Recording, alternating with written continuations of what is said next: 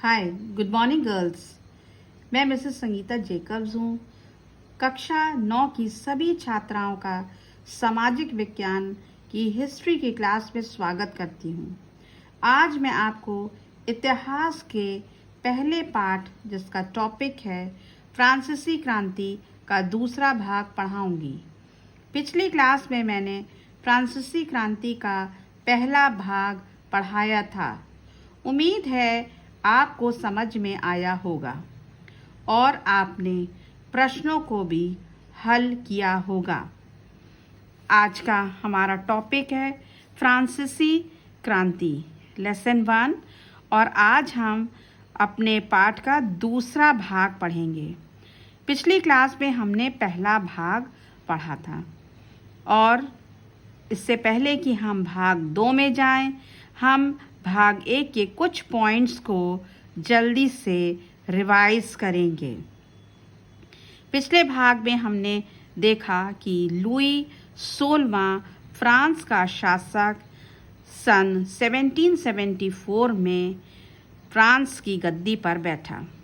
जिस समय Louis 16वां France की गद्दी पर बैठा, उस वक्त वो 20 वर्ष का था।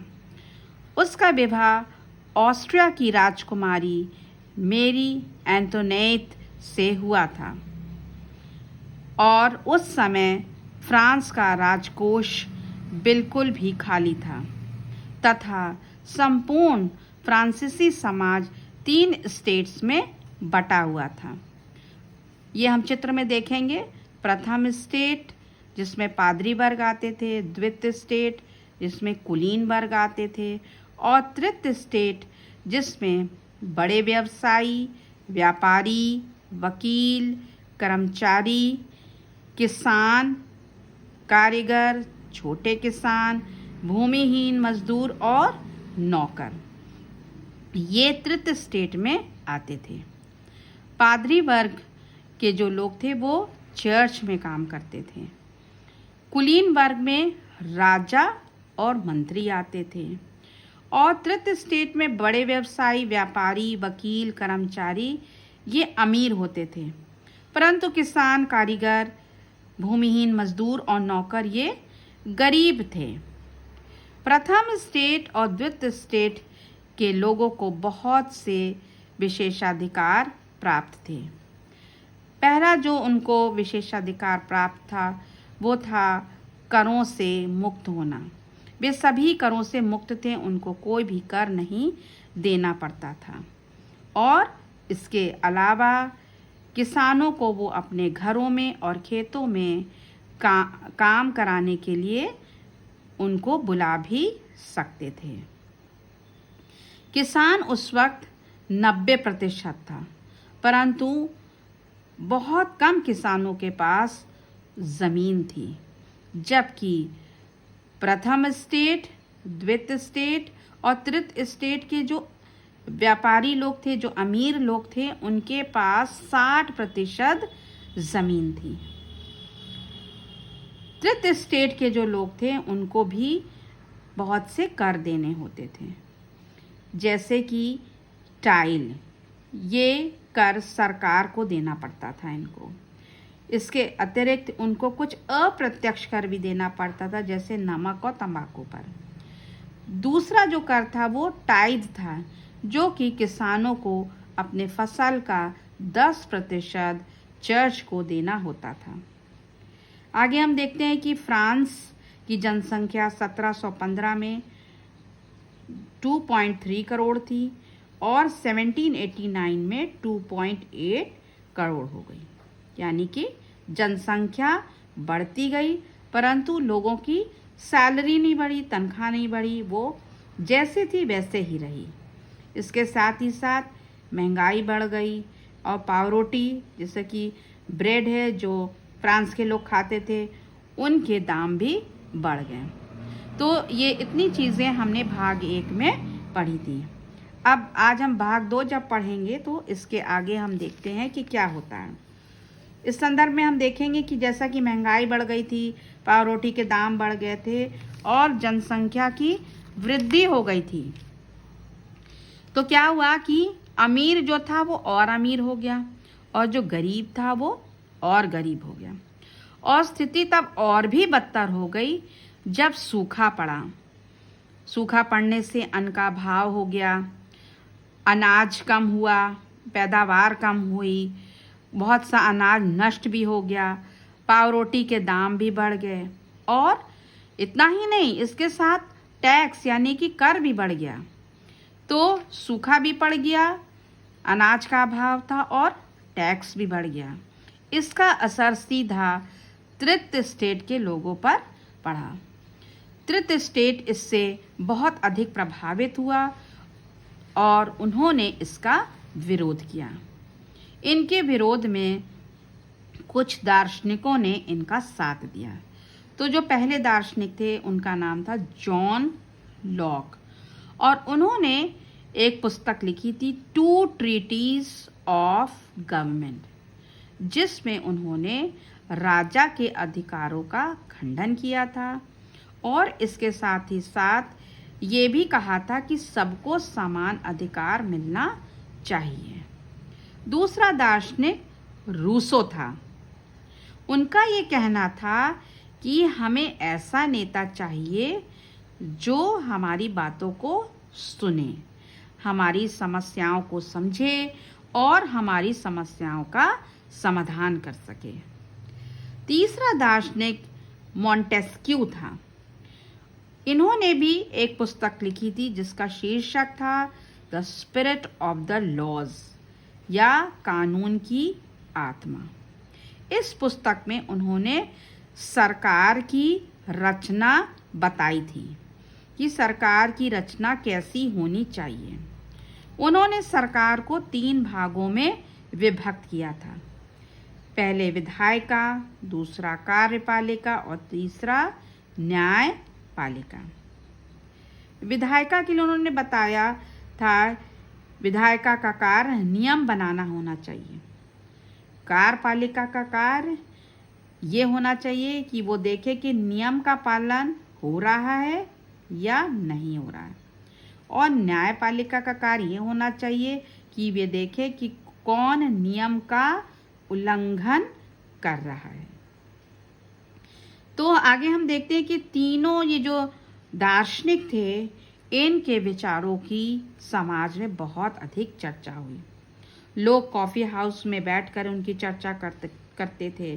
फिर पुस्तकों, अखबारों के द्वारा प्रचार भी हुआ और इनके विचारों का इतना ज़्यादा प्रचार हुआ कि जो गरीब अनपढ़ लोग थे वे भी इनके विचारों को समझने लगे थे। अब हम देखेंगे कि क्रांति की शुरुआत कैसे हुई। फ्रांसीसी सम्राट लुई 16वें ने कर बढ़ाने का विचार किया। तो उस समय जो फ्रांसीसी सम्राट होते थे वो अपनी मर्जी से कर नहीं बढ़ा सकते थे। कर बढ़ाने के लिए उनको स्टेट्स जनरल की एक बैठक बुलानी होती थी और फिर उस बैठक में ये पारित होता था कि कर बढ़ना है कि नहीं या कर कितना बढ़ाना है। स्टेट्स जनरल क्या होता था? स्टेट्स जनरल जो है वो एक राजनीतिक संस्था होती थी और इसमें तीनों स्टेट अपने प्रतिनिधि भेजते थे। स्टेट्स जनरल की पिछली बैठक 1614 में हुई थी और अब जो कि लुई 16वें को नए कर बढ़ाना था, तो अपने नए करों के प्रस्ताव के अनुमोदन के लिए उन्होंने स्टेट्स जनरल की बैठक 5 मई 1789 को बुलवाई। इस बैठक में प्रथम स्टेट के 300 प्रतिनिधियों ने प्रतिभाग किया, द्वितीय स्टेट के 300 प्रतिनिधियों ने भाग लिया और तृतीय स्टेट के 600 प्रतिनिधियों ने प्रतिभाग किया।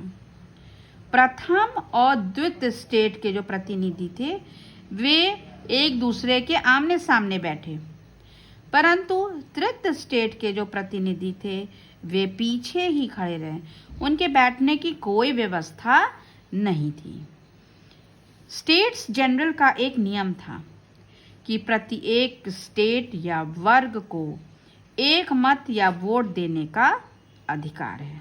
यानी कि प्रथम स्टेट वाले एक वोट दें, द्वितीय स्टेट वाले एक वोट दें और तृतीय स्टेट वाले एक वोट दें।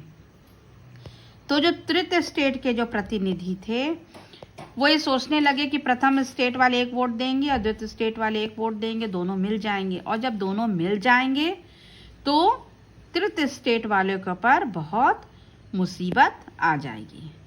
तो इसलिए इस बार तृतीय स्टेट के प्रतिनिधियों ने ये मांग रखी कि पूरी सभा को मत देने का अधिकार होना चाहिए, सारे प्रतिनिधि एक एक वोट दें, इसकी उन्होंने मांग रखी। परंतु लुईस 16वें को ये बात अच्छी नहीं लगी और उन्होंने इसका विरोध किया। जब सम्राट ने इसका विरोध किया तो तृतीय स्टेट के प्रतिनिधियों जो थे वो बहुत नाराज हो गए और उन्होंने उनका विरोध करते हुए वे सभा से बाहर आ गए। 20 जून 1789 को तृतीय स्टेट के सारे प्रतिनिधि वर्साय के इंडोर टेनिस कोर्ट पर एकत्रित हुए। अब वे अपने आप को संपूर्ण फ्रांसीसी राष्ट्र का प्रवक्ता समझने लगे थे। जब उन लोग टेनिस कोर्ट पर, वर्साय के टेनिस कोर्ट पर एकत्रित हुए तो उन्होंने अपने आप को नेशनल असेंबली घोषित कर दी थी और वहां पर उन्होंने ये शपथ भी ली कि जब तक सम्राट की शक्तियों को कम करने का संविधान तैयार नहीं हो जाता, नेशनल असेंबली भंग नहीं होगी। और इनके इन विचारों में इनका नेतृत्व जो है वो मिराबियो और आबेसी, ये दो व्यक्तियों ने इनका नेशनल असेंबली का और तृतीय स्टेट के प्रतिनिधियों का सहयोग किया।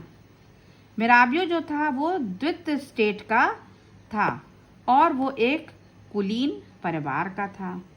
वो बहुत अच्छा वक्ता था, बहुत पावरफुल स्पीचेस देता था और वो इस बात से सहमत थे कि सामंती विशेषाधिकारों वाले समाज को खत्म कर देना चाहिए।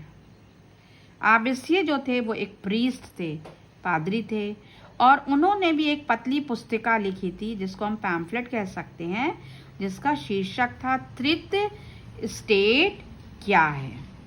इसमें उन्होंने अपने बहुत ही प्रभावशाली विचार लिखे थे। इस वक्त नेशनल असेंबली में संविधान प्रारूप तैयार किया जा रहा था और फ्रांस जो है, पूरा फ्रांस इस समय आंदोलित था। बहुत अधिक ठंड बढ़ गई थी जिससे फसल खराब हो गई थी, पाव रोटी महंगी हो गई थी, अन्न महंगा हो गया था, बेकरी के मालिक अपना मनमाना काम कर रहे थे।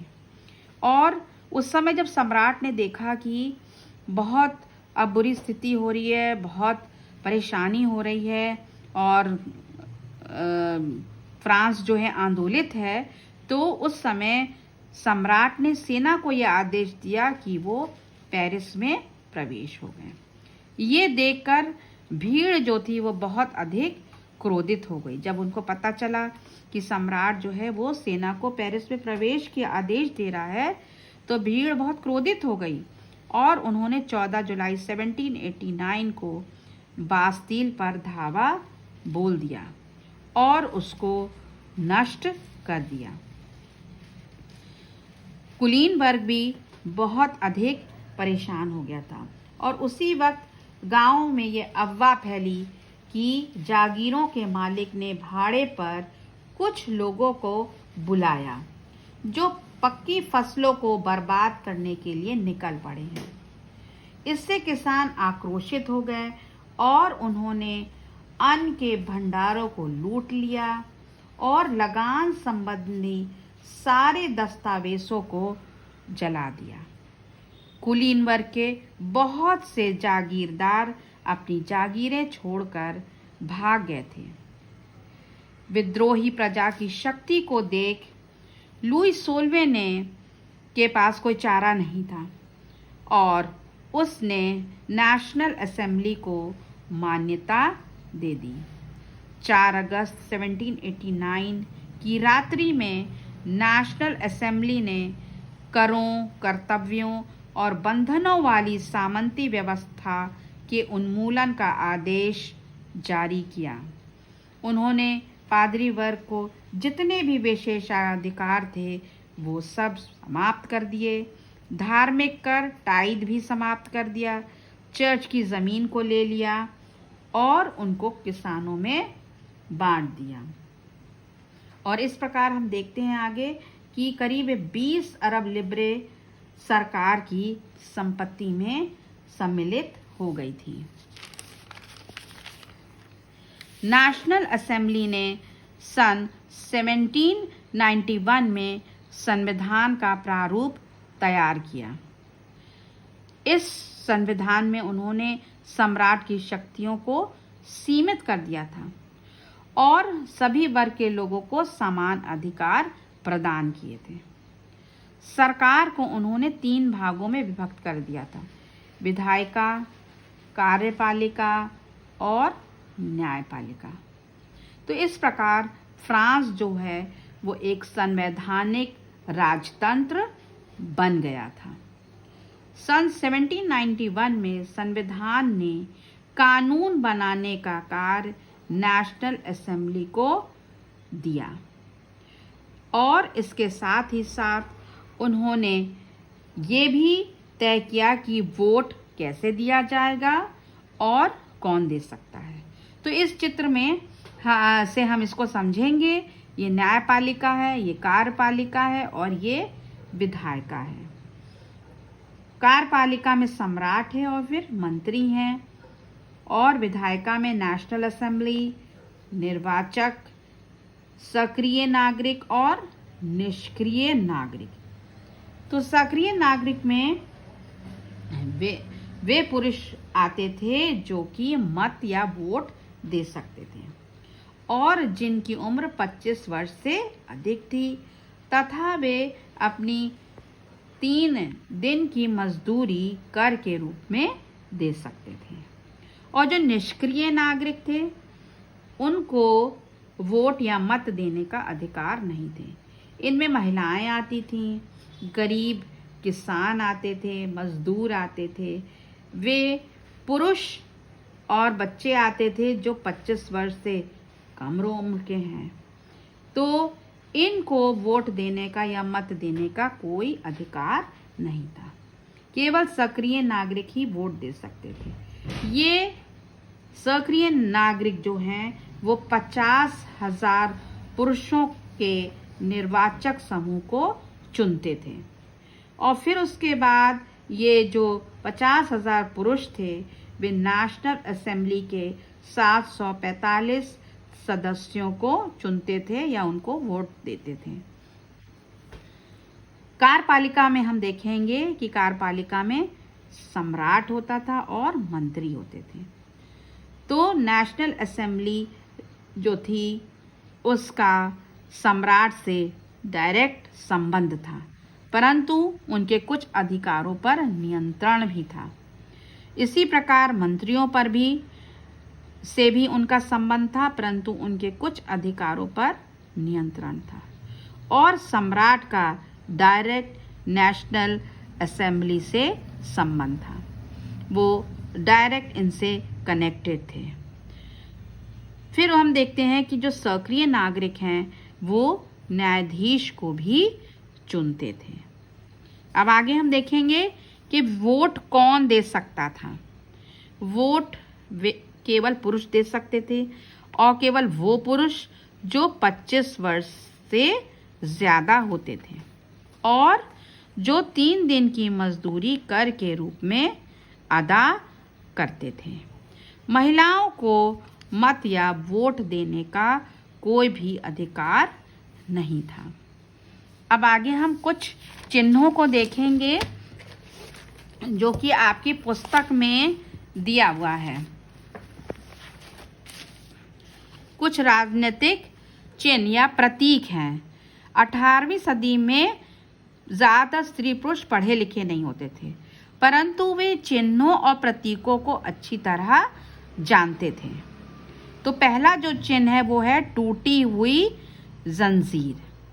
ये आप देख सकते हैं, ये एक हथकड़ी है और ये जंजीर टूटी हुई है। तो जंजीर जो है वो दासों को बांधने के लिए प्रयोग की जाती थी, और ये टूटी हुई जो हथकड़ी है ये आज़ादी का प्रतीक है। दूसरा है छड़ों का बर्छीदार गट्ठर। ये आप देख सकते हैं, ये बर्छीदार गट्ठर है। तो अकेली छड़ को आसानी से तोड़ा जा सकता है, पर पूरे गट्ठर को हम नहीं तोड़ सकते हैं। तो ये प्रदर्शित करता है कि एकता में ही बल है। तीसरा जो चिन्ह है वो त्रिभुज के अंदर रोशनी बिखेरती आँख है। ये आँख जो है वो ज्ञान का प्रतीक है, और ये सूर्य की किरणें अज्ञान रूपी अंधेरे को मिटा देंगी। तीसरा है राजधन शाही सत्ता का प्रतीक। चौथे चित्र में हम देखेंगे कि इसमें एक सांप बना हुआ है और उसकी जो पूंछ है वो उसके मुंह में है। तो ये समानता का प्रतीक है। जैसे अंगूठी गोल होती है और उसका कोई और छोर नहीं रहता, उसी प्रकार ये चिन्ह बना हुआ है जो कि समानता को दर्शाता है। पांचवा है लाल फ्राइजियन टोपी। जब दास लोग मुक्त किए जाते थे, स्वतंत्र होते थे, तो वे ये लाल टोपी पहनते थे। अगले चित्र में हम एक स्त्री को देखते हैं जो कि नीले, लाल और इसमें सफ़ेद रंग हमको इस चित्र में दिखते हैं। तो ये नीला, लाल और सफ़ेद रंग फ्रांस के राष्ट्रीय रंग को दर्शाता है। फिर 7वें चित्र में डैनो वाली स्त्री है। ये कानून का मानवीय रूप है। और अंतिम जो प्रतीक है वो है विधि पट, यानी कि कानून की पटिया। वो ये बताते हैं कि कानून सबके लिए समान है और उसकी नज़र में सब बराबर है। तो बच्चों, आज का पाठ यहीं समाप्त होता है। मुझे उम्मीद है कि आपको अच्छी तरह समझ में आया होगा। धन्यवाद।